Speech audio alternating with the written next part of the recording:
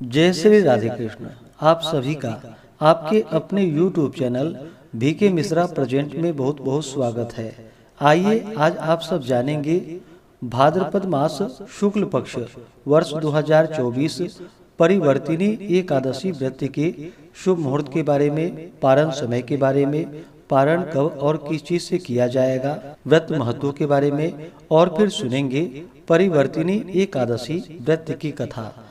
भाद्रपद मास शुक्ल पक्ष में पड़ने वाली एकादशी को इसे परिवर्तिनी एकादशी, वामन एकादशी, पद्मा एकादशी, जल झुलनी एकादशी, ढोल ग्यारस, कर्मा एकादशी आदि नामों से जाना जाता है।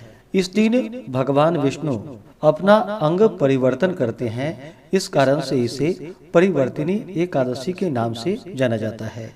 और इस दिन ही भगवान विष्णु ने वामन रूप धारण करके राजा बलि से, जो कि 3 पग भूमि दान में मांग ली थी, इस कारण से इसे वामन एकादशी के नाम से जाना जाता है। आप सभी भक्तों को परिवर्तिनी एकादशी व्रत की ढेर सारी शुभकामनाएं। आप सभी के जीवन में लक्ष्मी नारायण की कृपा से आप सभी को सभी प्रकार के सुख और समृद्धि की प्राप्ति हो। लक्ष्मी नारायण आप सभी भक्तों के इच्छाओं को पूर्ण करे। जो भी भक्त सच्ची श्रद्धा के साथ, नियम और निष्ठा के साथ परिवर्तिनी एकादशी का व्रत धारण करते हैं, तो इस व्रत के प्रभाव से व्यक्ति के सभी प्रकार के पाप और ताप नष्ट हो जाते हैं। इस व्रत को करने से नीच से भी नीच महापापियों का उद्धार हो जाता है। यह व्यक्ति के सभी प्रकार के पाप और ताप को नष्ट करता है तथा सभी प्रकार के सुख और समृद्धि को प्रदान करने वाला है। और अंत में भगवान विष्णु की कृपा से भगवान विष्णु के धाम की प्राप्ति होती है। इस दिन विशेष प्रकार से भगवान विष्णु, माता लक्ष्मी और भगवान विष्णु के वामन स्वरूप की पूजा करनी चाहिए। इस बार परिवर्तिनी एकादशी का व्रत, जो कि 14 सितंबर 2024 दिन शनिवार को धारण किया जा रहा है। एकादशी तिथि प्रारंभ समय, जो कि 13 अगस्त 2024 दिन शुक्रवार रात्रि 10:32 और एकादशी तिथि की जो समाप्ति है वह 14 सितंबर 2024 दिन शनिवार को रात्रि 8:43 पे एकादशी तिथि की समाप्ति है। तो सूर्योदय व्यापनी के अनुसार 14 सितंबर को व्रत है और 15 सितंबर को व्रत का पारण किया जाएगा। एकादशी व्रत का पारण हरिवासर समाप्त होने के बाद किया जाता है। हरिवासर का समय द्वादशी तिथि का पहला चौथाई हिस्सा हरिवासर का होता है। इसे छोड़ करके ही व्रत का पारण करना चाहिए। तो द्वादशी तिथि की जो समाप्ति है वह 15 सितंबर 2024 दिन रविवार शाम 6:14 पे द्वादशी तिथि की समाप्ति है। तो सभी भक्तजन व्रत का पारण 15 सितंबर को करेंगे। 15 सितंबर को पारण का समय सुबह 6 बजे से लेकर के सुबह 8:34 तक व्रत का पारण किया जाएगा। परिवर्तिनी एकादशी व्रत का पारण कुष्मांडेन पारणम, कुष्मांड, जिसे कि बहुत से जगहों पर भुआ के नाम से भी जाना जाता है। इससे इस व्रत का पारण है। यह संभव ना हो तो आप फल या जल से व्रत का पारण करें। एकादशी तिथि के दिन ब्रह्म मुहूर्त का जो समय होगा वह समय सुबह 4:33 से सुबह 5:19 तक होगा। योग, जो कि शोभन योग, शाम 6:18 तक होगा। उसके बाद अतिगंड योग होगा। इस दिन सर्वार्थ सिद्धि योग भी बन रहा है, जो कि रात्रि 8:32 से अगले दिन सुबह 6:06 तक होगा। और रवि योग भी बन रहा है, जो कि सुबह 6:06 से सुबह 8:32 तक रवि योग होगा। नक्षत्र, जो कि उत्तराषाढ़ा नक्षत्र, रात्रि 8:32 तक होगा। उसके बाद श्रवण नक्षत्र। सूर्योदय का समय सुबह 5:44 और सूर्यास्त शाम 6:02 होगा। तो आइए सुनते हैं परिवर्तिनी एकादशी व्रत की कथा।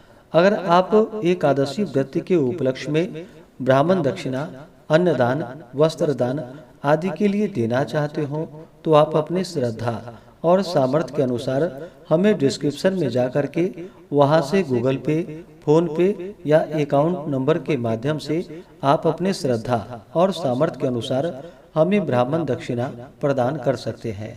तो आइए सुनते हैं परिवर्तिनी एकादशी व्रत की कथा। तो बोलिए प्रेम से भगवान विष्णु की जय, माता लक्ष्मी की जय, एकादशी माता की जय, भगवान श्री कृष्ण की जय, सर्वदेवी देवता की जय। परिवर्तिनी एकादशी व्रत कथा के अनुसार एक बार पांडु नंदन ने भगवान श्री कृष्ण से कहा, भाद्रपद मास शुक्ल पक्ष की एकादशी के महात्म्य की आप हमें कथा सुनाइए और यह भी बतलाइए कि इस एकादशी का देवता कौन है, उसकी पूजा की क्या विधि है।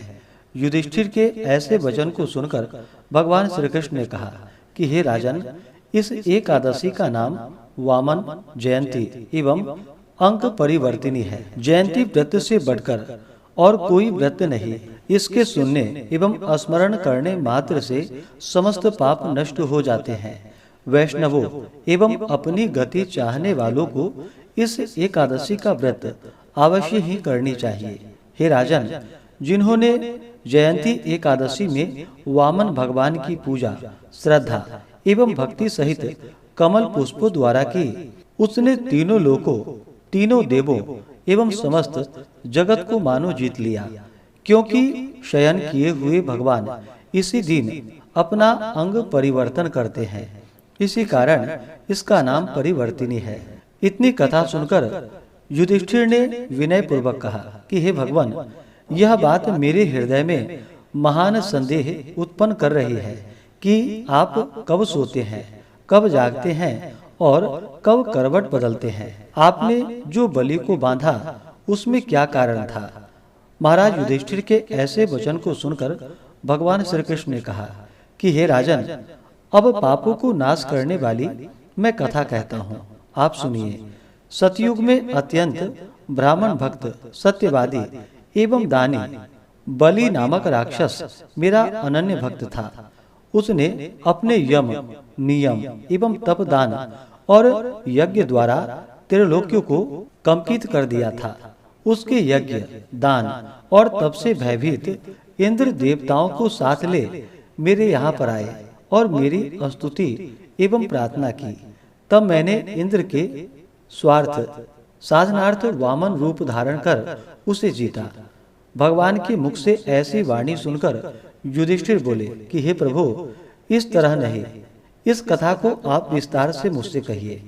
युधिष्ठिर के ऐसे वाक्य सुनकर भगवान ने कहा कि हे राजन, मैंने वामन का रूप धारण कर राजा बलि से 3 पग पृथ्वी की याचना की और उसने सहर्ष दान दे दिया। परंतु उसके संकल्प के होते ही मैं वामन रूप से त्रिविक्रम रूप में हो गया। भूलोक में नख, भुवर लोक में जंघा, स्वर्ग लोक में कटी, महर लोक में उदर, जनलोक में हृदय, तप लोक में कंठ और सत्य लोक में मुंह कर मस्तक को और भी ऊंचा कर दिया। उस समय सूर्य, चंद्र और इंद्रादिक समस्त देवता मेरी स्तुति करने लगे। तब मैंने बलि से कड़क कर पूछा कि तेरी समस्त पृथ्वी मेरे 2 ही पग में आ गई, अब तीसरा पग कहाँ रखूं? मेरी बात सुन बलि ने अपना मस्तक नत कर दिया। तब मैंने उसके मस्तक पर पैर रखकर उसे पाताल में पहुंचा दिया। परंतु उसकी अत्यंत अधिक विनयशीलता को देखकर मैंने उससे कहा कि हे राजन, अब मैं सर्वदा तेरे ही पास रहूंगा। अतः भाद्रपद मास की शुक्ल पक्ष की एकादशी को मैं एक रूप से बलि के पास एवं दूसरे रूप से क्षीर सागर में निवास करता हूँ। जब तक कार्तिक मास नहीं आती तब तक मेरी एक मूर्ति शेष शैया पर और दूसरी बलि के यहाँ बराबर सोती रहती है।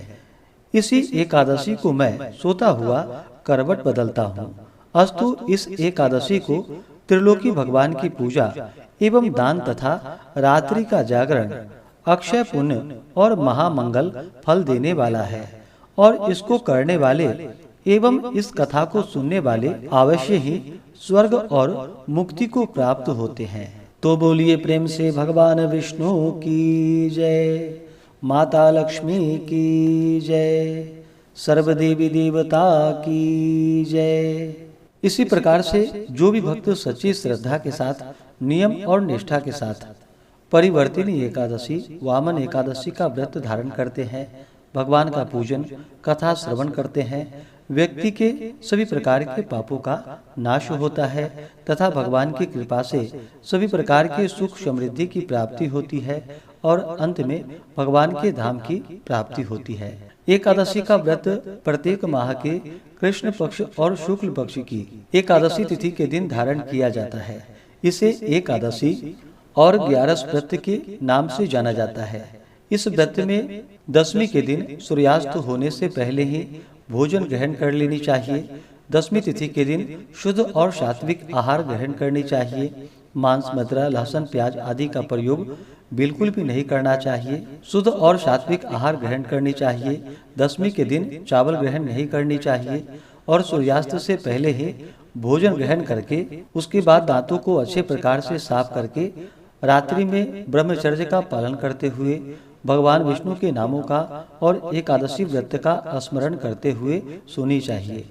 और एकादशी की सुबह ब्रह्म मुहूर्त में उठ करके नित्य क्रियाओं से निवृत्त होकर के गंगा नदी में या घर के नहाने के पानी में थोड़ा सा गंगा जल मिला करके स्नान करना चाहिए। शुद्ध वस्त्र धारण करना चाहिए और इस दिन भगवान विष्णु, माता लक्ष्मी और भगवान विष्णु के वामन स्वरूप की पूजा करनी चाहिए। इस दिन गंध, पुष्प, धूप, दीप आदि से पूजन करे, तुलसी पत्र अर्पित करे, अनेक प्रकार के नैवेद्य आदि का भोग लगाए। विशेष करके इस दिन ककड़ी मिल सके तो इसका भोग लगाना चाहिए या आप दूध से बने हुए वस्तु का भोग लगाए। अभी के मौसम में ऋतुफल जो भी प्राप्त हो उसका भोग लगाए और जब भी भगवान को भोग लगाते हैं तो तुलसी दल डाल करके ही भोग लगानी चाहिए। उसके बाद जल से आचमनी करवाएं। मुख शुद्धि के लिए पान पत्र, सुपारी, लौंग, इलायची के साथ में अर्पित करें। द्रव्य दक्षिणा चढ़ाएं। इस प्रकार से एकादशी तिथि के दिन रात्रि उपवास रहते हुए भगवान का पूजन करना चाहिए। जो उपवास नहीं रह पाते हैं या जिनका स्वास्थ्य सही ना हो तो आप एक समय फलाहार ग्रहण करके व्रत को धारण करें और फिर भगवान का पूजन करते हुए, कथा श्रवण करते हुए समय को व्यतीत करें। एकादशी तिथि के दिन जहाँ तक हो सके रात्रि में जागरण करते हुए समय को व्यतीत करनी चाहिए और द्वादशी की सुबह उठ करके स्नान करके शुद्ध वस्त्र धारण करके भगवान का पूजन और आरती कर लेनी चाहिए। इसके बाद ब्राह्मणों को भोजन करवाए, ब्राह्मणों को दान और दक्षिणा दे, गरीबों को भोजन करवाए और फिर समय के अनुसार व्रत का पारण करना चाहिए। इस प्रकार व्रत को धारण करने से भगवान विष्णु अपने भक्तों के सभी प्रकार के पापों को नष्ट करते हैं तथा व्यक्ति के जब पाप और ताप नष्ट होते हैं तभी उनके पुण्यों का उदय हो पाता है। उसके बाद ही सांसारिक सुखों की प्राप्ति हो पाती है और अंत समय में भगवान के धाम की प्राप्ति होती है। व्रती को व्रत के दौरान किसी के ऊपर क्रोध नहीं करनी चाहिए। अपने मन में किसी के प्रति ईर्षा या द्वेष का भाव नहीं लाना चाहिए। व्रत के दौरान ब्रह्मचर्य का पालन करना चाहिए। जहाँ तक हो सके ओम नमो भगवते वासुदेवाय या श्री कृष्ण गोविंद हरे मुरारी आदि नाम जप करनी चाहिए। भगवान के चरणों में अपना मन लगाना चाहिए। इससे भगवान विष्णु अति प्रसन्न होते हैं। तो आशा करता हूँ कि यह जानकारी आपको अच्छा लगा हो।